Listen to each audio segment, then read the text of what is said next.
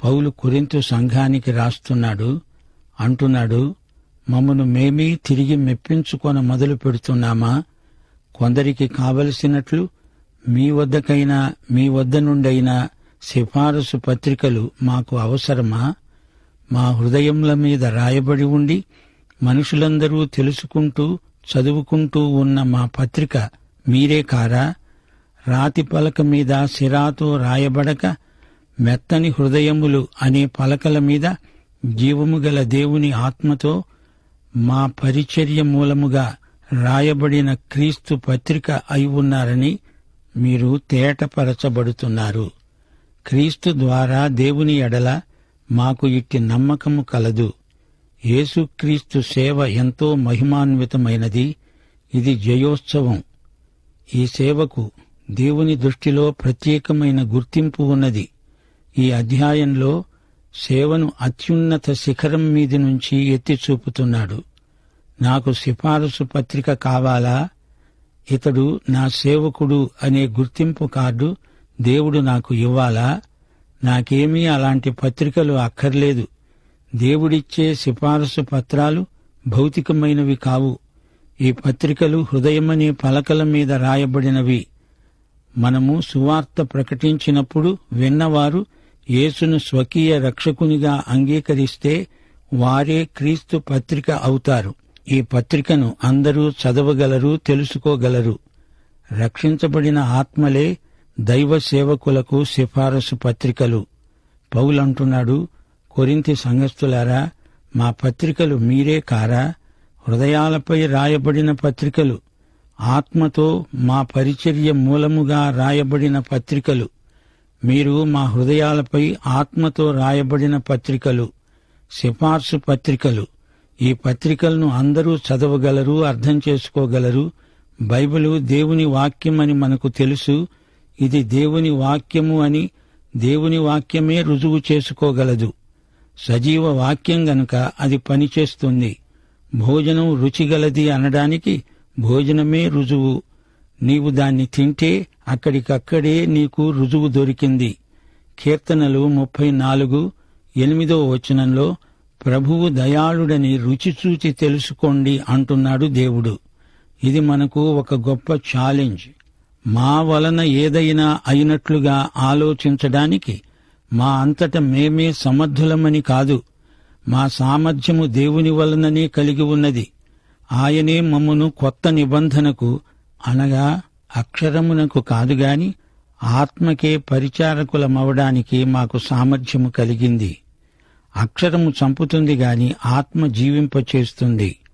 మరణకారణమైన పరిచర్య రాళ్ల మీద చెక్కబడిన అక్షరములతో సంబంధపడినది అయినా మహిమతో కూడినది అయింది.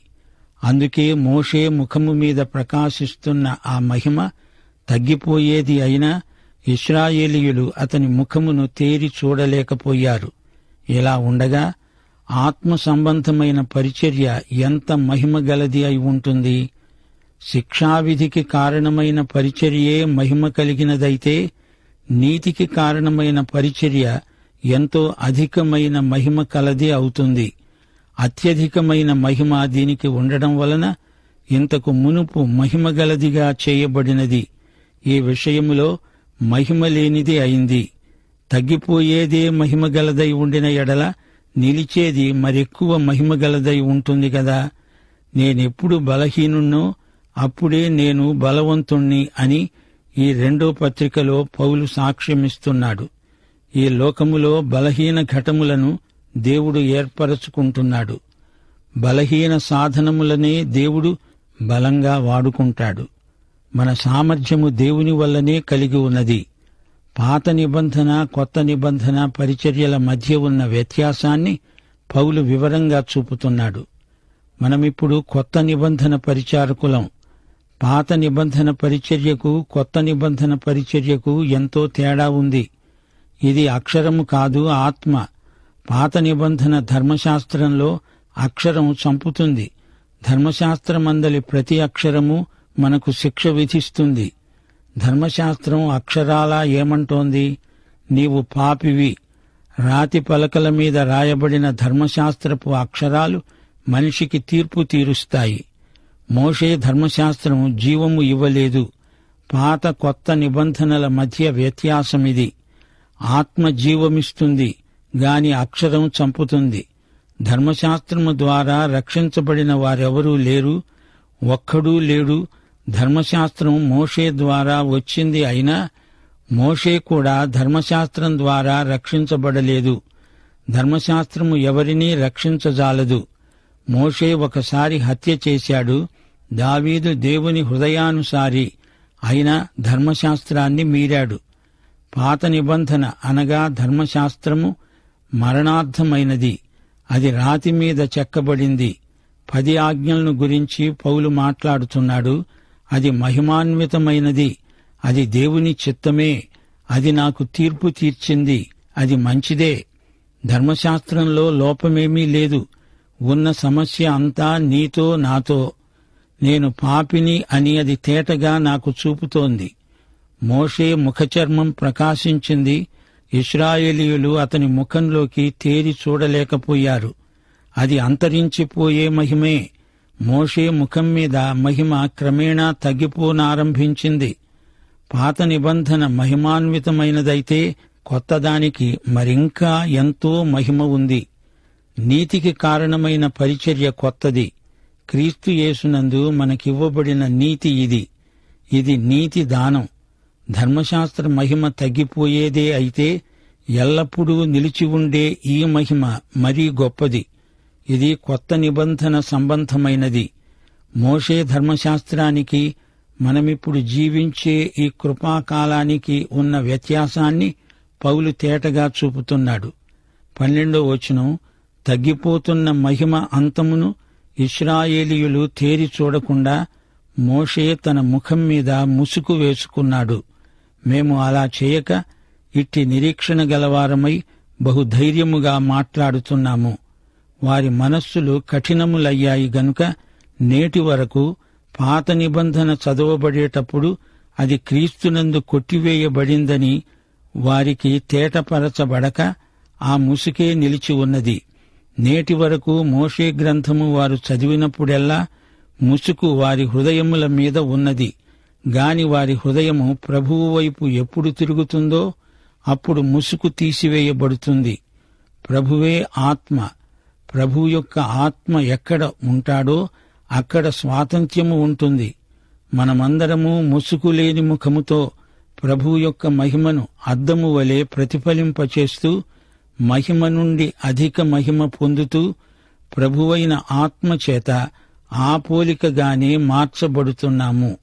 సోదరీ సోదరులారా, గమనించండి. ధర్మశాస్త్ర ప్రదానం 2 సార్లు జరిగింది. సీనాయి కొండమీదికి మోషే వెళ్లినప్పుడు దేవుడు అతనికి రాతి పలకలిచ్చాడు. దేవుడే ఆ పలకలపై ధర్మశాస్త్రాన్ని రాశాడు.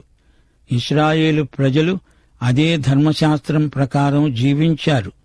ఆ ధర్మశాస్త్రమును గైకొనగలిగితే దాన్ని బట్టే వారు జీవిస్తారు. అయితే ఎవరూ పూర్తిగా ధర్మశాస్త్రాన్ని చెయ్యలేరు. అందుచేత ధర్మశాస్త్రమే వారికి తీర్పు చెప్పింది. మోషే ఇంకా సీనాయి కొండ మీద దేవునితో ఉండగానే ఇశ్రాయేలీయులు మొదటి 2 ఆజ్ఞలను మీరనారంభించారు. మీకు నేనే దేవుడు, మరొక దేవుడు ఉండకూడదు, మీరు ఎట్టి విగ్రహమును తయారు చేయకూడదు. మోషే ధర్మశాస్త్రం చాలా ఖచ్చితమైనది. నేను భయంతో వణికిపోతున్నాను అన్నాడు మోషే. కంటికి కన్ను, పంటికి పన్ను అంటుంది ధర్మశాస్త్రం. దెబ్బకు దెబ్బ. సంపూర్ణమైన పరిశుద్ధతను కోరుతుంది ధర్మశాస్త్రం. ఎవరికి తగిన శిక్ష వారికి విధించబడుతుంది. ఈ విషయంలో ధర్మశాస్త్రం నిర్దాక్షిణ్యమైనది.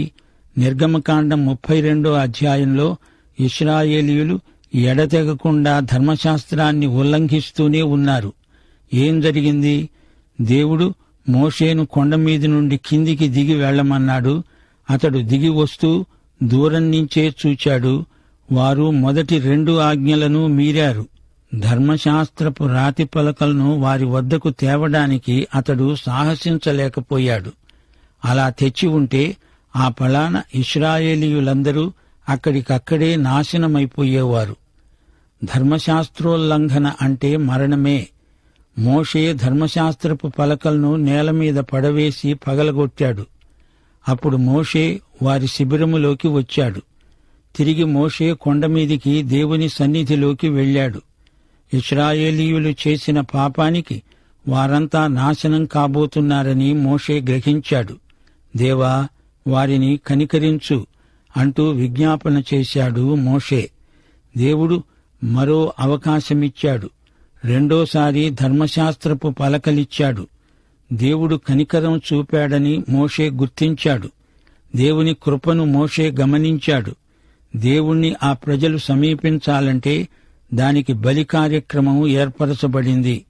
రక్తము చిందించకుండా పాపక్షమాపణ కలగదు.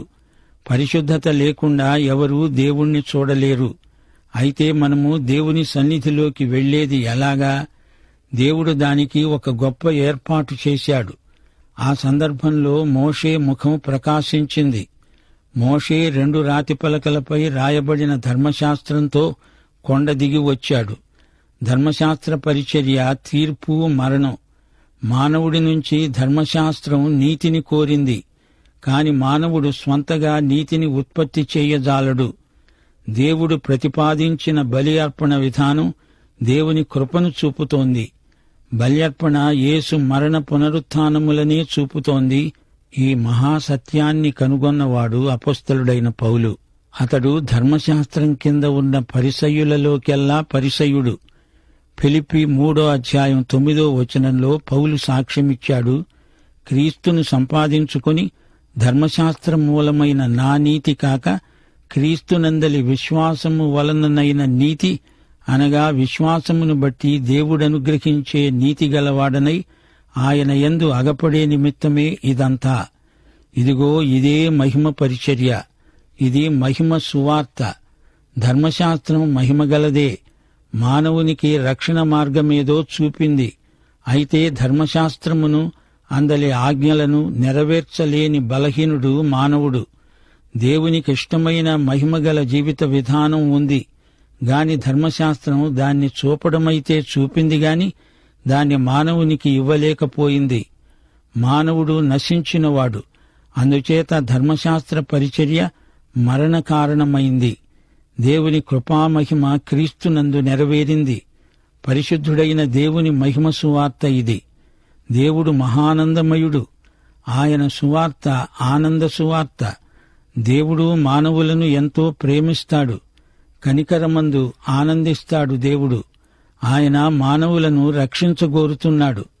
మీకా గ్రంథం 7:18 అంటోంది, తన స్వాస్థ్యములో శేషించిన వారి దోషమును పరిహరించి వారు చేసిన అతిక్రమముల విషయమై వారిని క్షమించే దేవుడవైన నీతో సముడైన దేవుడున్నాడా? ఆయన కనికరము చూపడంలో సంతోషించేవాడు గనుక నిరంతరము కోపముంచుకోడు. మానవ కుటుంబంలో ఏ ఒక్కడూ నశించడము దేవునికి ఇష్టం లేదు. యెహెజ్కేలు 33:11 దేవుడు అంటున్నాడు, నా జీవము తోడు దుర్మార్గుడు మరణము నొందటము వలన నాకు సంతోషము లేదు. దుర్మార్గుడు తన దుర్మార్గతను విడిచి బ్రతకడం వలన నాకు సంతోషం కలుగుతుంది. కాబట్టి ఇశ్రాయేలీయులారా, మనసు తిప్పుకోండి. మీ దుర్మార్గాన్ని విడిచి మనసు తిప్పుకొనండి. మీరెందుకు మరణము నొందుతారు? దేవుడు మనుషులను రక్షించగోరుతున్నాడు. రక్షించటమంటే దేవునికి ఎంతో ఆనందం. మన దేవుడు మహానందమయుడు. మోషే రెండోసారి కొండ దిగి వచ్చినప్పుడు అతని హృదయం ఆనందంతో నిండిపోయింది. అతని ముఖం ప్రకాశించింది. బలి అర్పణ విధానాన్ని దేవుడు తాత్కాలికంగా వారికి నియమించాడు. మోషే ఎందుకు ముఖానికి ముసుగు వేసుకున్నాడు? ప్రకాశించే తన ముఖాన్ని వారు చూడలేరనే? అందుకు కాదు. మహిమ తగ్గిపోతోంది, అది వారు చూడకూడదు. మోషే ముఖం ప్రకాశించడం దేవునికి మహిమ అయితే ఆ మహిమ రానురాను గతించిపోతోంది. వారి మనస్సులు ఈ రోజు వరకు గుడ్డివైపోయాయి. ఇశ్రాయేలీయులు ఎవరు? వీరు దేవుని ప్రాచీన ప్రజలు. ఆ రోజున మోషే ముఖం కప్పుకున్న ముసుగు నేటి వరకు ఇశ్రాయేలీయుల మనస్సును కప్పివేసింది. అది అలానే ఉంది.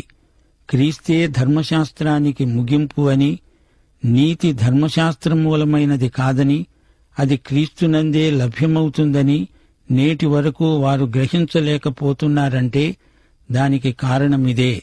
వారి మనస్సులను ఆ ముసుగు ఆవరించింది. యేసే ధర్మశాస్త్రమంతటికీ నెరవేర్పు అని వారు చూడలేకపోతున్నారు. వారికి మానసికమైన అంధత్వం ప్రాప్తించింది. అవిశ్వాసులైన వారి మనోనేత్రాలకు సైతాను గుడ్డితనం కలుగచేస్తున్నాడు. ఈ రోజు వరకు ఇశ్రాయేలీయులు మోషే ధర్మశాస్త్రాన్ని చదివినప్పుడెల్లా దానిని గైకొనగలము అనుకుంటున్నారు. పాత నిబంధన గ్రంథాలు మనం చదివితే అనేక సందర్భాలలో ధర్మశాస్త్రం ఏ మానవ మాత్రుడు తూచా తప్పకుండా నెరవేర్చజాలడు అని చెప్పబడింది. దావీదు, యోబు, హిజ్కియా మొదలైన వారు ధర్మశాస్త్రము యొక్క ప్రమాణాన్ని అందుకోలేకపోతున్నామంటూ సాక్ష్యమిచ్చారు. హిజ్కియా తన ముఖాన్ని గోడతట్టు తిప్పుకొని గోడుగోడున ఏడ్చాడు. అయితే నీవు నేను ఈ రోజున కృపాకాలంలో జీవిస్తున్నాము. యేసును నమ్ముకున్న వ్యక్తి ఎంత బలహీనుడైనా దేవుని చేత ఆమోదించబడినవాడై నిశ్చయత గలవాడై జీవిస్తాడు. నీ హృదయము ప్రభువు వైపునకు మరలితే హృదయముపై ఉన్న ముసుగు తొలగిపోతుంది. మానవుడి సమస్య హృదయ సంబంధమైనది. పాపమనేది మనిషికి గుడ్డితనం కలిగిస్తుంది. ఎప్పుడైతే మానవుడు తన పాపాన్ని విసర్జిస్తాడో అప్పుడే అతని మనోనేత్రాలు తెరుచుకుంటాయి. యేసును రక్షకుడుగా అంగీకరించిన తక్షణమే పాపికి కనువిప్పు కలుగుతుంది. ముసుగు తొలగిపోతుంది. దేవుని ఆత్మ మాత్రమే ఈ ముసుగును తొలగించగలడు. క్రీస్తే రక్షకుడు అనే సత్యం కనపడుతుంది. పరిశుద్ధాత్మ మాత్రమే ఈ ప్రత్యక్ష సత్యాన్ని చూపగలడు. అంతవరకు గుడ్డితనం పోదు. పేతురు కూడా పౌలుతో ఏకీభవిస్తూ ఇదే మాట అన్నాడు. అపొస్తలుల కార్యములు 10వ అధ్యాయం 43వ వచనం. యేసునందు విశ్వాసముంచేవారు ఎవరో వారు ఆయన నామము మూలముగా పాపక్షమాపణ పొందుతారని ప్రవక్తలందరూ ఆయనను గూర్చి సాక్ష్యమిస్తున్నారు. ప్రియ శ్రోతలు, వింటున్నారా? పాత నిబంధనలో యేసుక్రీస్తును నీవు చూడగలవా? దేవుని ఆత్మే నీ ఉపాధ్యాయుడు. పరిశుద్ధాత్మ క్రీస్తు సంగతులను తీసుకుని మనకు చూపుతాడు. దేవుని ఆత్మ స్వాతంత్ర్యమిచ్చే ఆత్మ. పరిశుద్ధాత్మ నిన్ను ధర్మశాస్త్రపు కాడి కింద ఉంచడు. నిన్ను విమోచించి నిన్ను క్రీస్తు వద్దకు తెస్తాడు. హృదయం మీది ముసుగు తొలగిపోతుంది. అప్పుడే ఒక వ్యక్తి క్రీస్తు వైపునకు తిరుగుతాడు. మనమిప్పుడు క్రీస్తు వైపు చూస్తున్నాము అంటే పాపం నీ జీవితంలో ఉంటే నీ మనోనేత్రాలు గుడ్డివవుతాయి. పాపాన్ని వెంటనే ఒప్పుకోవాలి. అప్పుడు ఆయనతో సహవాసముంటుంది. అప్పుడు ఆయన ముఖంలోకి సూటిగా చూడగలము. ముసుగులేని ముఖముతో ఆయనను చూస్తాము. అద్దములాగా ఆయన మహిమను ప్రతిఫలిస్తాము. ఆయనను చూస్తూ ఉండగా మనలో ఆయన మహిమ ప్రకాశిస్తూ ఉంటుంది. ప్రభువు పోలికకు మార్చబడుతూ ఉంటాము. వాక్యమందు క్రీస్తు వైపే ఏకాగ్రతతో మనం చూస్తూ ఉండాలి. ఆయన రూపానికి మారుతూ ఉండాలి. 1 పేతురు 1వ అధ్యాయం 23వ వచనం. మీరు క్షయబీజము నుండి కాక శాశ్వత జీవము గల దేవుని వాక్యమూలముగా అక్షయ బీజము నుండి పుట్టింపబడిన వారు. వాక్యమందు ముసుగు లేకుండా తేటగా ఆయనను చూస్తూ ఉండగా పరిశుద్ధాత్మ మనలను ఆయన స్వరూపానికి మారుస్తూ ఉంటాడు. ఇది అద్భుతమైన అనుభవం. ఆయన వైపే చూడగా చూడగా పరిశుద్ధాత్మ శక్తి చేత మనము ఆయన పోలికకు మార్చబడతాము. ప్రియ సోదరుడా, సోదరి, నీవు క్రీస్తులాగా ఉండగోరుతున్నావా? అయితే ఆయన వైపే తేరి చూస్తూ ఉండు. యేసును చూడండి. ఇదిగో లోకపాపమును మోసుకొని పోయే దేవుని గొర్రెపిల్ల. మహిమలో ఉన్న యేసు.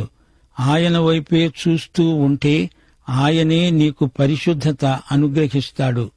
శ్రోతలు, మరచిపోవద్దు. ప్రభువైన ఆత్మచేత ఆయన పోలికగా మార్చబడతాము. ప్రియ శ్రోత, నీవు రక్షించబడ్డావా? దేవుని ఆత్మ నీలో ఉండి దినదినము నిన్ను ఆయన రూపానికి మారుస్తున్నాడా? పాఠం ఇంతటితో సమాప్తం.